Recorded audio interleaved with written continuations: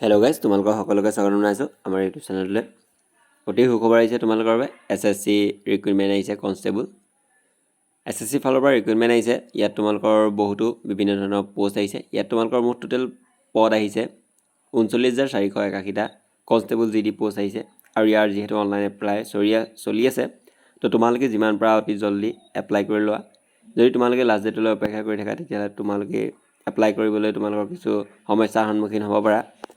সেয়ে তোমালোকে দেৰি নকৰি তোমালোকে যিমান পাৰা জল্দি অতি সোনকালে এপ্লাই কৰি লোৱা। যিসকলে SSC কনষ্টেবল ৰিক্ৰুইটমেণ্ট 2024 2024 চনৰ এপ্লাই কৰিম ভাবিছা।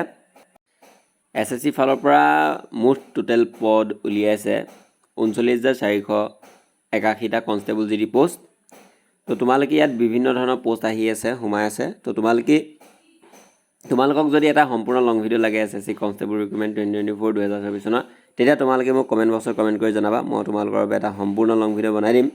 তো এইখিনি আছিল ভিডিঅ'টো SSC কনষ্টেবল ৰিক্ৰুইটমেণ্ট 2024 2024 চনৰ ফালৰ পৰা যি কনষ্টেবল GD পষ্টৰ অহা নটিফিকেশ্যন।